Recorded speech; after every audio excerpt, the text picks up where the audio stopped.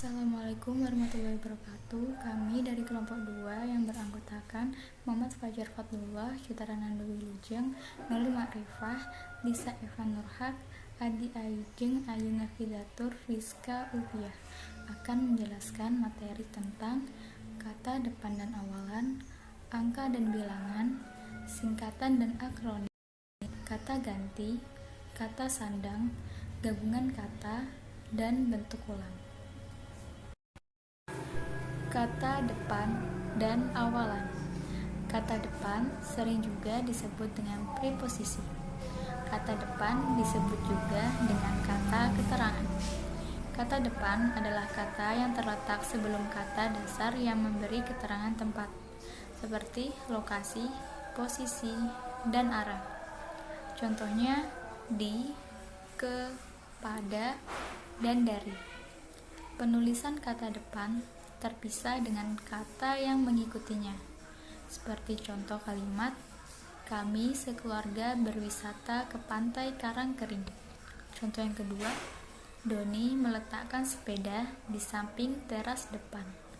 Pada penulisan, kata di dan ke terpisah dengan kata yang mengikutinya, karena sebagai kata depan.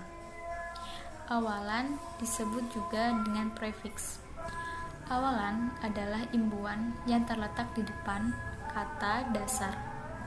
Macam-macam awalan seperti mi, ber, di, pe, ter, se, ke, dan per.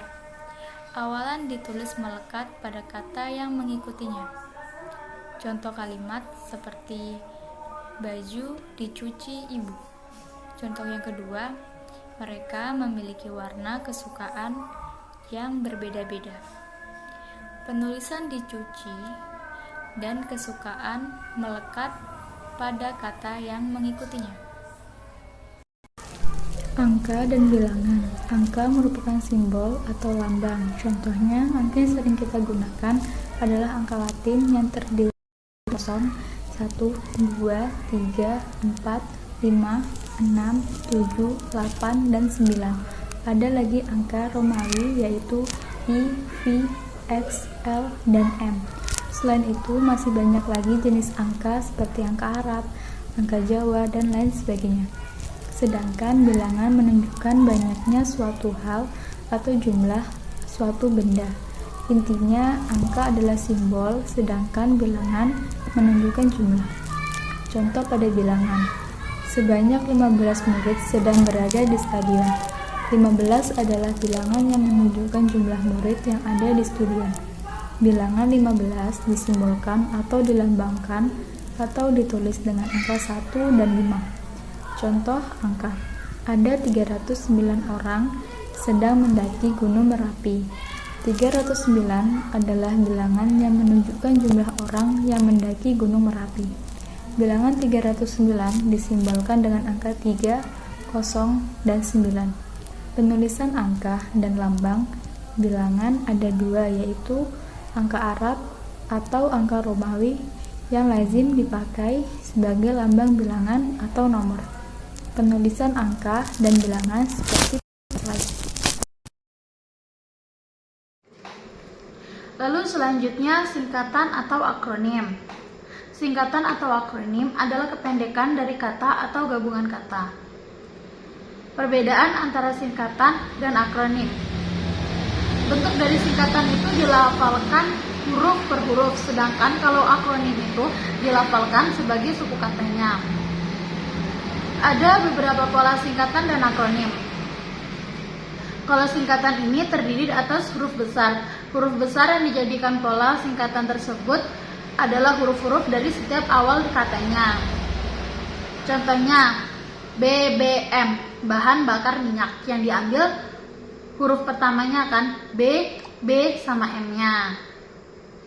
Lalu akronim. Akronim itu yang unsur-unsurnya terdiri atas huruf-huruf besar.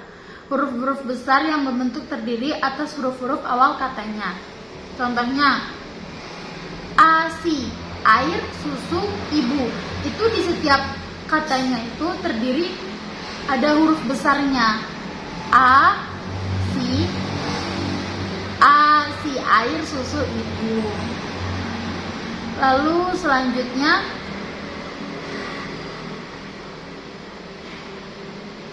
kata ganti.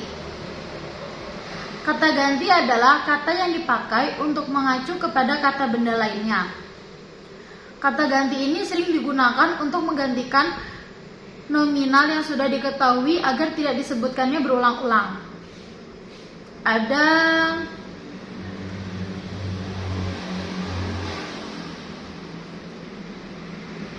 4 jenis kata ganti, yaitu kata ganti persona tunggal, kata ganti persona jamak, kata ganti petunjuk, dan kata ganti penanya. Pronomina atau kata ganti ini digunakan agar sebuah kalimat atau paragraf menjadi lebih efektif dan efisien.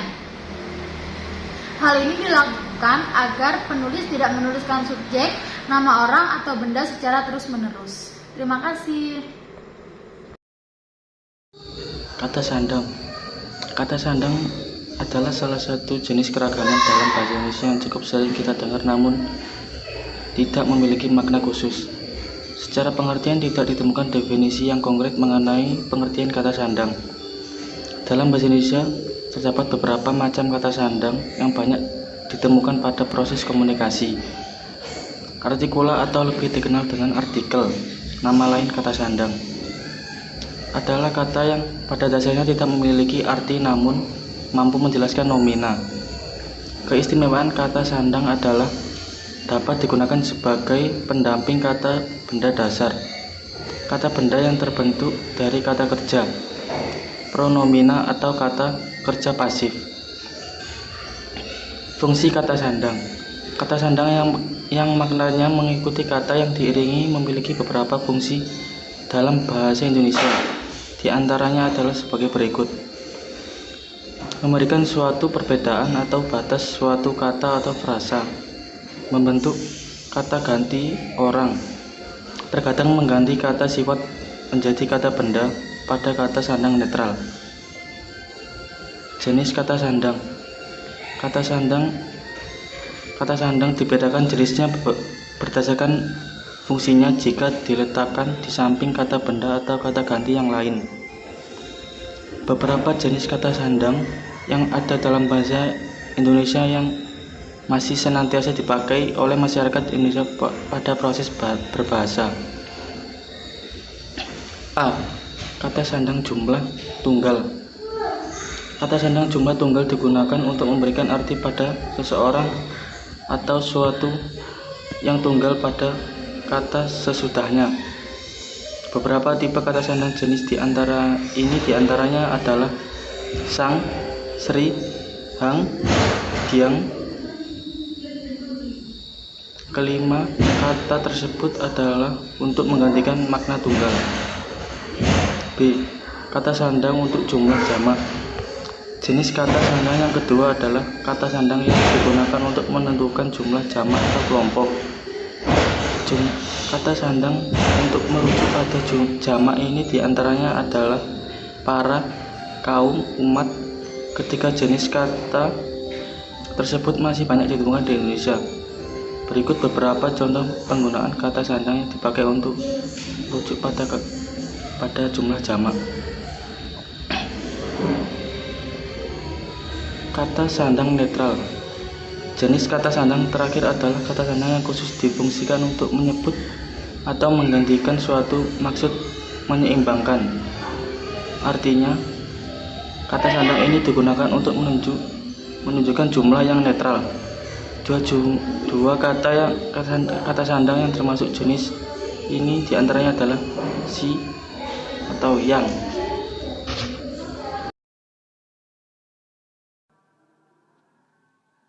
Gabungan kata.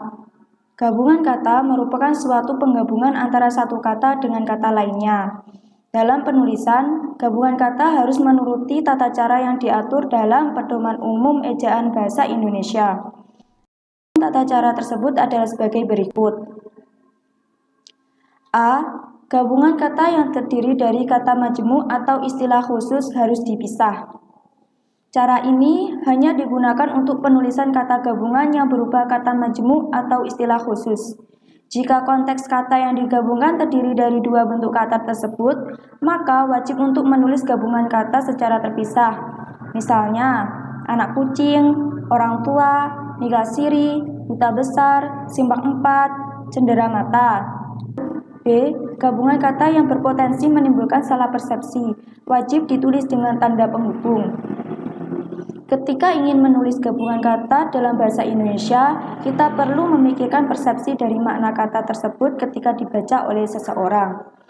Jika gabungan kata yang ingin ditulis berpotensi menimbulkan salah persepsi, maka penulisannya wajib menggunakan tanda penghubung. Contohnya, ayah, ibu kami sedang tidak ada di rumah. Makna dari gabungan kata dalam kalimat tersebut adalah ayah dan ibu kami. Contoh yang kedua, ayah ibu kami telah meninggal dunia. Maka makna dari gabungan kata berubah menjadi ayah dari ibu kami. C.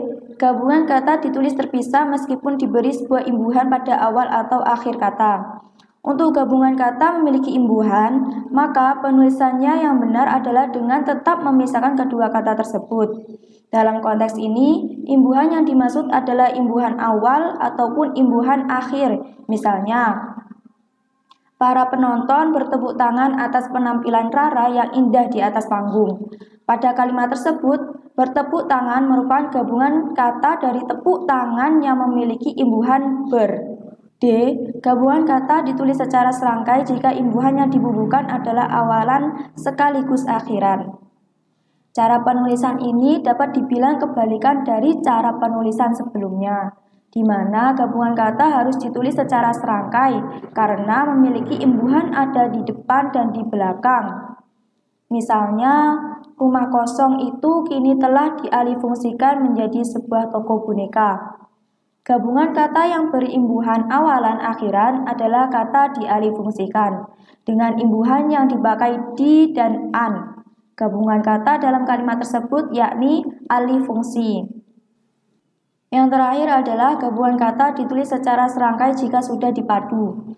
Aturan terakhir penulisan gabungan adalah menulisnya secara serangkai jika gabungan kata sudah dipadukan.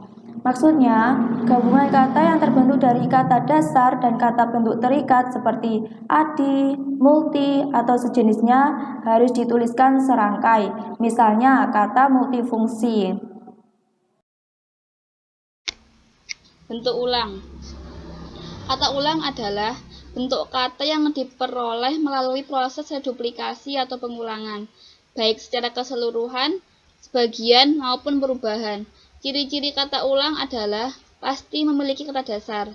Macam-macam kata ulang yaitu 1. Kata ulang berubah bentuk. Yang pertama, dwipurwa atau sebagian. Ialah kata ulang sebagian. Kata-kata jenis ini mengalami suatu perulangan pada sebagian katanya saja. Misalnya, leluasa, sesaji, dedaunan, leluhur, pepohonan, dan lain-lain.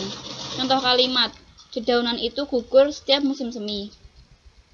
Lalu yang kedua yaitu dwilingga. Dwilingga ialah kata ulang menyeluruh. Kata ulang sejenis ini ialah kata yang suatu pengulangan secara keseluruhan. Misalnya, bapak-bapak, anak-anak, laki-laki, dan sebagainya. Contoh kalimat, semua anak-anak kelas 1 SD senang ketika berenang. Kata ulang berubah bunyi. Jenis kata ini mengalami suatu perulangan disertai dengan suatu perubahan bunyi pada sebagian kata. Misal, teka-teki, mondar-mandir, gotong royong, sayur mayur, dan lain-lain. Contoh kalimatnya, ibu pergi ke pasar membeli sayur mayur dan lauk pauk. Yang ketiga, kata ulang berimbuhan. Jenis kata ulang yang satu ini terjadi akibat penambahan imbuhan pada sebagian kata. Misalnya, tarik-menarik, maaf-memaafkan, pukul-memukul, dan sebagainya. Contohnya, antar sesama umat manusia wajib untuk saling tolong-menolong. Yang keempat, kata ulang semu. Jenis kata ulang yang satu ini ialah yang mengalami suatu proses pengulangan seluruhnya tetapi tidak bisa dipisahkan. Misalnya, kupu-kupu, laba-laba, umang-umang, dan sebagainya. Contoh kalimatnya, Andi pura-pura pingsan ketika upacara bendera. Kata ulang berubah makna. Yang pertama, menyatakan kesamaan. Ialah kata ulang yang mengalami suatu pembentukan makna. Misalnya, keibu-ibuan, kemuda-mudaan, kebiru-biruan, dan sebagainya. Contoh kalimatnya, wajah Andi kebiru-biruan karena terkena bola. Yang B, menyatakan saling.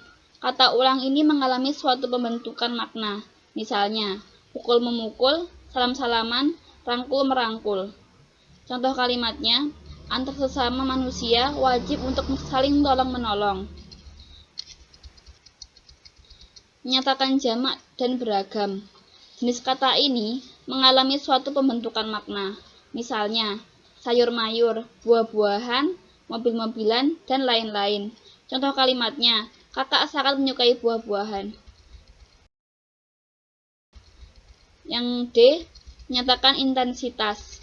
Jenis kata ulang ini mengalami suatu pembentukan makna. Misalnya, bolak-balik, jalan-jalan, mondar-mandir, dan lain-lain. Contoh kalimat, saya bersama keluarga jalan-jalan ke Pantai Kuta. Yang E, menyatakan bilangan. Kata ulang jenis yang satu ini mengalami suatu pembentukan makna. Misalnya, 11, 22, 33, 44, dan lain sebagainya. Contoh kalimat, Dika membagikan sembako satu persatu kepada orang yang membutuhkan. Yang keenam, menyatakan keadaan atau situasi. Kata ini mengalami suatu pembentukan makna. Misalnya, mentah-mentah, hidup-hidup, merah-merah, dan lain sebagainya. Contoh kalimat, singa itu memakan mangsanya hidup-hidup. Yang ketujuh, menyatakan suatu bentuk kegiatan. Jenis kata ulang yang satu ini mengalami suatu pembentukan makna. Misalnya, masak-memasak, jahit-menjahit, dan lain sebagainya. Contoh kalimat, ibuku pandai dengan jahit-menjahit pakaian. Makna dan fungsi kata ulang. 1. Perulangan kata benda. Menyatakan benda itu bermacam-macam. Misalnya, buah-buahan, sayur-sayuran, buku-bukuan. Lalu, menyatakan benda yang menyerupai bentuk dasar itu.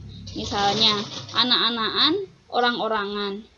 Lalu yang kedua, perulangan kata kerja. Lalu yang ketiga, perulangan kata sifat. Yang keempat, perulangan kata bilangan. Prinsip-prinsip pengulangan. Yang pertama, pengulangan tidak mengubah golongan atau kelas kata dari bentuk dasar kata ulang seperti kata benda, kata kerja, dan kata sifat. Bentuk dasar selalu berupa bentuk yang terdapat dalam penggunaan bahasa sehari-hari.